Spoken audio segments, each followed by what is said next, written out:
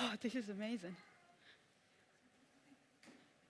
Okay, so that was loud. This morning, I want to talk about worshiping together, but mainly focus on the rhythm to keep focused on Jesus. And we're going to learn together. And I was thinking about this particular one this week, learning together. And I was a teacher for many years. There's many teachers in this room. And learning, it's something that, the teachers will probably correct me if they don't think this. But in my head, I'm like, when we learn, it means there's someone talking and someone learning. But this says learning together.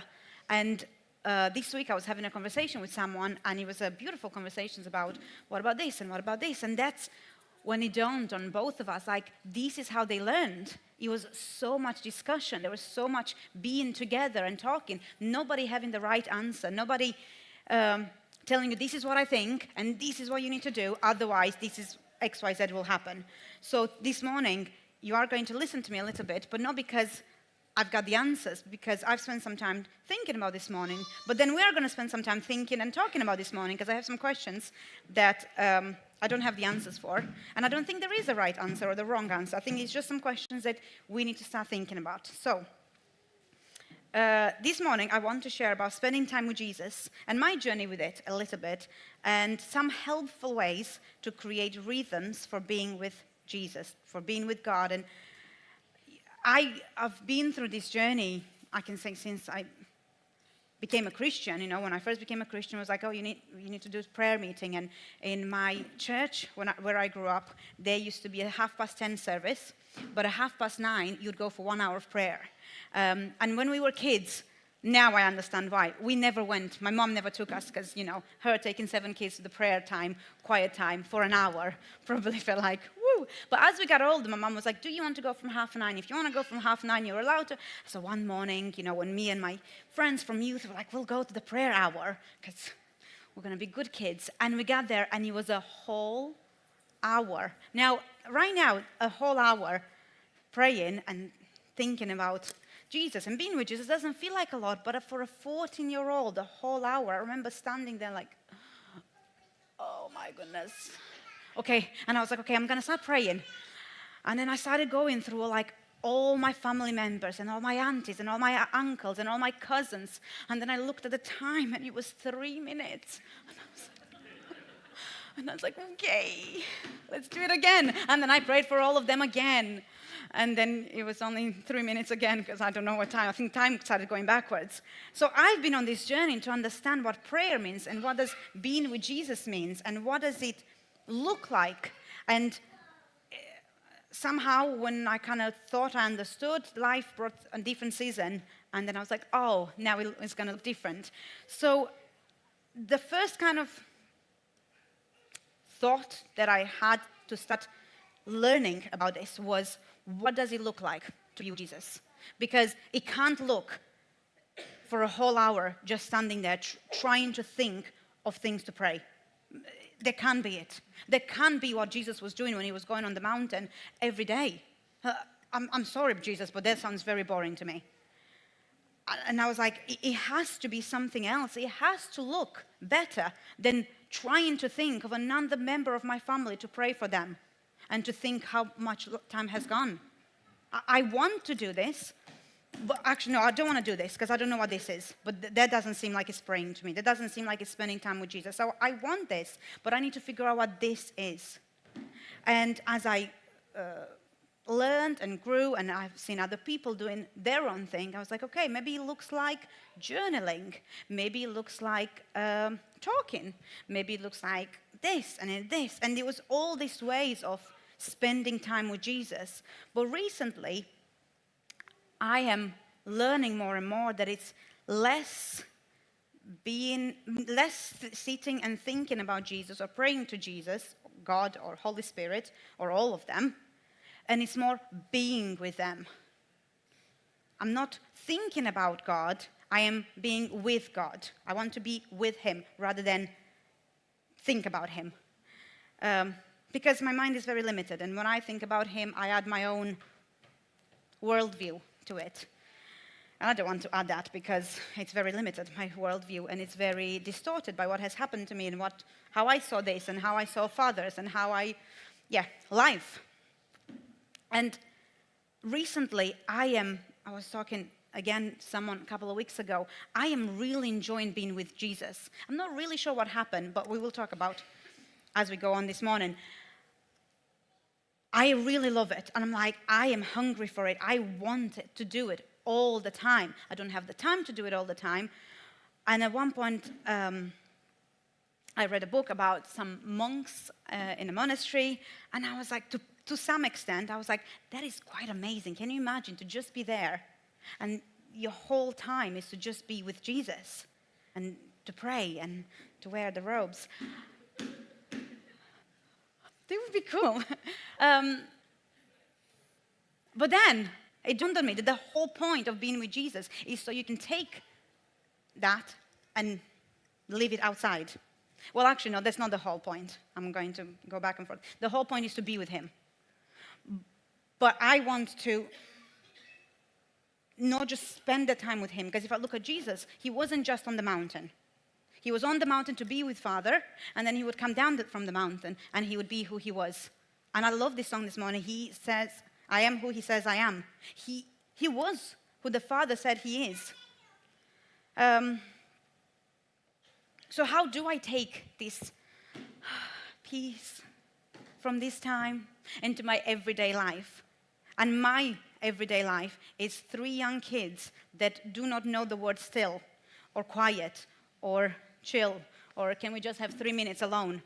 So how do I do that? Because I want to, but the moment I left my room and my serenity, I entered this other room where there's like, and I'm like, okay, I want to bring it here, but everything in me wants to be there, but I'm meant to be here, and I'm meant to, so it was this battle maybe in my head that I'm like, the more I am with him, the more I want to be with him. The more I am with him, I want to bring that to everything and every sphere of my life, but I'm not sure how to do that all the time. Sometimes I'm come out, I'm like, oh, mommy's so peaceful this morning, guys.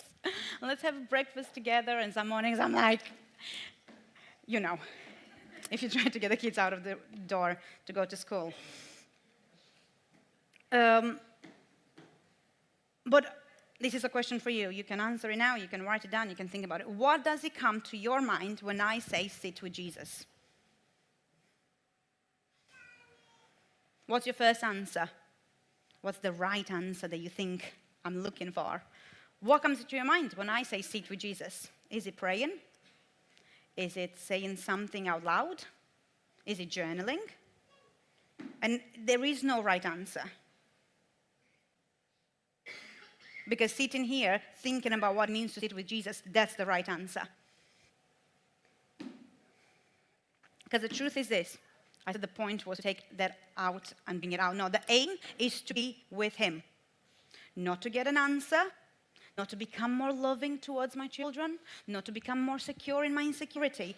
The whole point is to be with him. Not to think about him, not to talk to him, not to tell him about my troubles and ask him to solve my problems. The point, the aim is to be with him.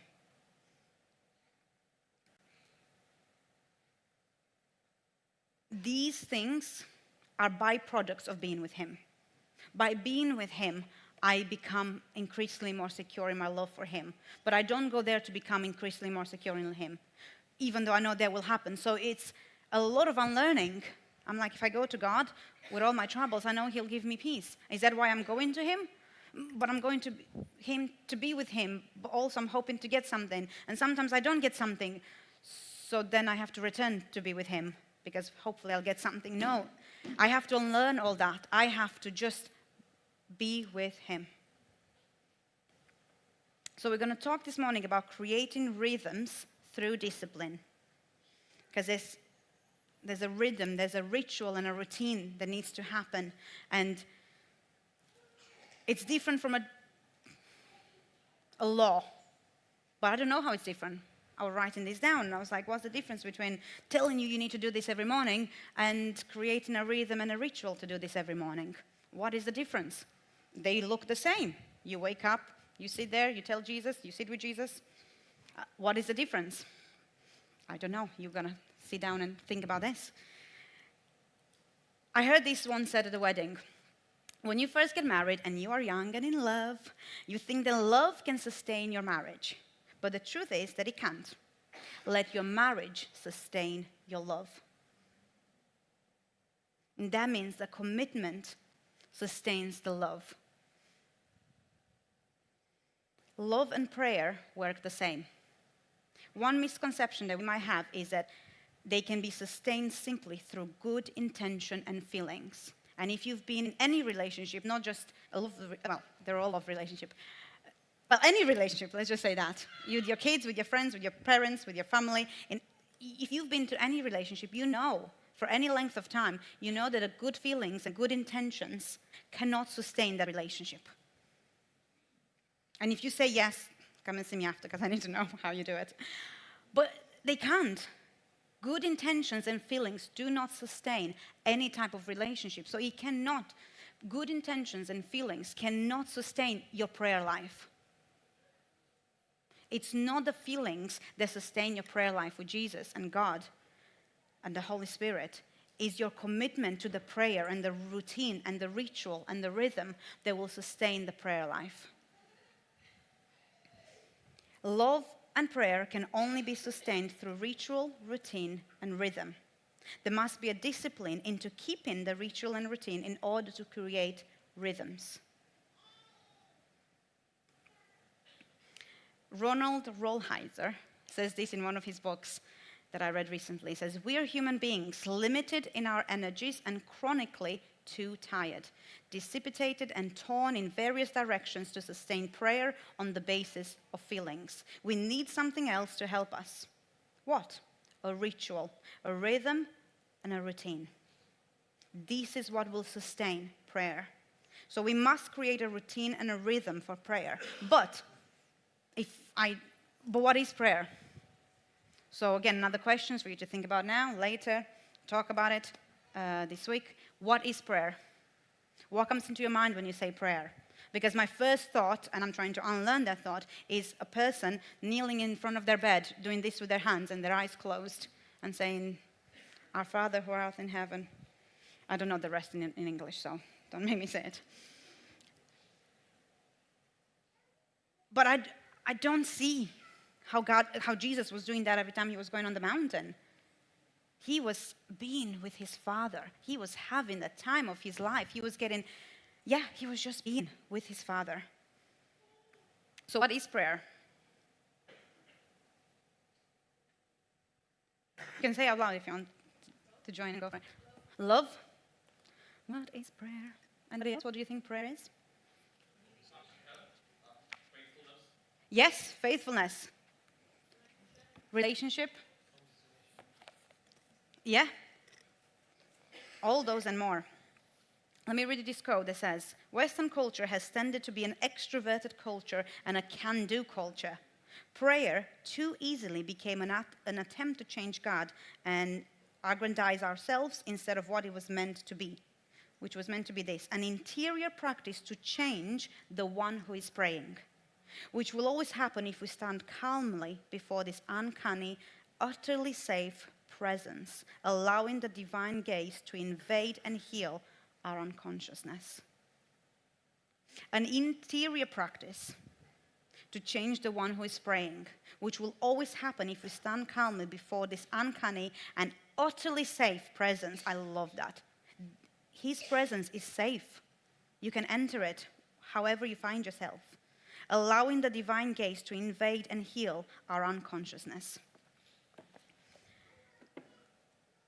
So what is prayer? I don't know. I'm still figuring out. You're still figuring out. Keep answering. Keep asking that question. Keep thinking, what is prayer? What does prayer look like?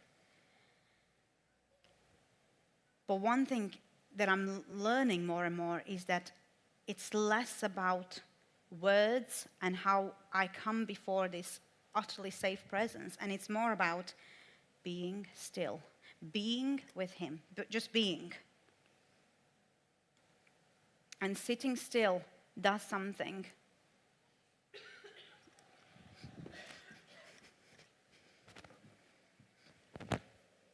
Yes.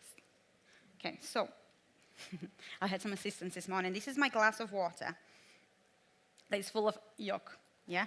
So it's got dirt in it. And my aim is to get rid of the dirt, right? So I'm going to start getting it out very slowly. I'm trying. But what am I doing when I'm doing this? It's not, you can say, you can shout. It's making more like, oh, yuck, yeah? I could be here for a very, very long time trying to get this out. And that's what I do a lot of the times when I pray or when I go before God. I'm trying to get rid of it. Oh, get it out, get it out. It's all ugly. I don't like it. Please get it out. And the more dirt it is, the more it's going to just get more and swirled around. And even if I manage to get all the big, ugly bits of it, there's so many tiny ones. I'm not going to get rid of it. The only way I can see clearly is to be still. And when you are still, it's not out. Because sometimes it's not out. But I'm still. And I can see clearly. And I can see Him clearly when I'm still. Rather than trying on my own efforts, on my own powers to get it out. So maybe one answer, which is just what I'm saying, maybe just one answer. What does it mean to pray? Is to sit still. Is to be still. And to still your mind. And it's not to get rid of them, because you can't get rid of your thoughts. They are there. They are swirling in your mind. If you are a bit like me, they never stop. If you're not like me, woo, congratulations. But I can get, by the time, if I sit down, I have 20 minutes where my kids are taken care of, and I spend 19 minutes of them trying to get rid of my thoughts and trying to get rid of the muck, I only now have 1 minute to be with Him. But if I sit still and I stop trying to make something happen, I stop trying to get rid of the thoughts and the problems and solve them and all that, then things settle down. There will be a time for trying to get rid of it. There will be a time for dealing with things. There will be a time for saying things out loud and for singing and for worshiping. But there is a ritual to my life. And I am trying more and more to include sitting still and being with Him as part of my ritual. I'm not saying get rid of the other rituals. But a rhythm to my life is sitting still. And what I've noticed, and I have not practiced this for a very long time, is that it does very slowly bring stillness within me outside of those 20 minutes. And it's not obvious, and it's not quick, and it's not as fast as you would like it to be. It's not as obvious as I would like it to be. But someone said this to me, that it's a little bit like, the last couple of days it was raining, wasn't it? Like very annoying rain. They're like just little bits. So when you come out in it, you don't get soaked, do you? You're like, oh, it's just a little bit. I'm not going to put an umbrella. But if you are in it for any length of time, before you realize it, you're soaked. And I'm learning that this sitting still, it's a little bit like that. I can't notice it at the beginning. I don't know what it's doing. But before I know it, I am soaked in this love, and I am drenched in it.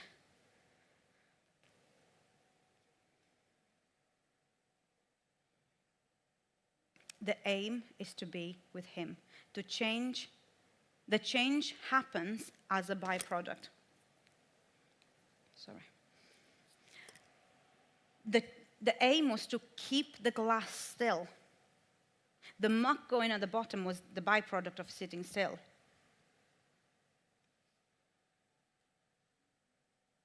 Now, this is a question that it's not easy. But would you sit with Him even if you wouldn't change anything? Your situation, your problem, your job situation, your partner situation, your finances, your life, your kids.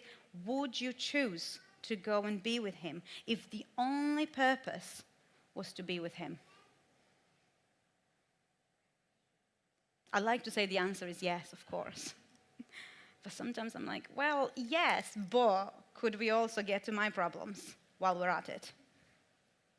But would I still choose to go and sit with him if the only purpose and the only benefit out of that time was to just be with him? And that's a question that I need to ask over and over and over again. And I need to be real and honest with my answer, because it says, sit still in the presence of, in this safe presence. He's a safe presence. He probably already knows your answer, so don't worry about what it is. In Matthew 11, we read this: come to me, all who are burdened, and I will give you rest. It didn't say, come to me and I'll solve your problems. It says, I will give you rest. And in the Message version, it beautifully says, are you tired? Are you burnt out on religion? Come to me. Get away with me, and you'll recover your life. Walk with me and work with me. Watch how I do it. Learn the unforced rhythms of grace. I won't lay anything heavy or ill-fitting on you. Life will do that on its own. Keep company with me, and you learn to live freely and lightly. Watch me and see how I do it. That's what Jesus says. Come with me. Be with me. Come alongside. See how I do it. Keep company with me, and you learn to live freely and lightly. It doesn't say, keep company with me, and I'll take everything away from you so you can live freely and lightly. No, it says that you will live freely and lightly, despite life.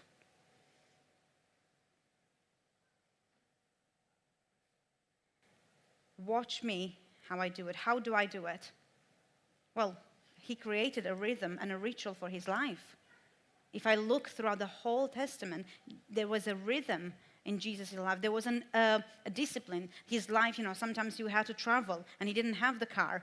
So you would have to probably walk 3 days to get to a place, or 5 days. Oh, I can't imagine that. But there was still a rhythm and a ritual and a routine to his day and to his life, just because he had to look different. So I need to look at him and how he's doing it. I can tell you my methods, but they won't apply to you because you don't have 3 kids under 6. So it's not going to work. You can ask Margaret how she does it, but it's not going to be the same because you don't have her situation. You're not Margaret. Only Margaret can do it the way Margaret does it. And I'm trying to learn from her, but then I'm realizing I am not Margaret, and she's amazing. Sorry, Margaret, I'm picking on you, but... So that's why we're going to spend some time trying to answer some of these questions. Don't pick all of them, because you could sit with one question for 10 days and you won't get an answer. The main point is to learn together. There is no right answer. The people around you don't have the right answer because they are not you and you're not them.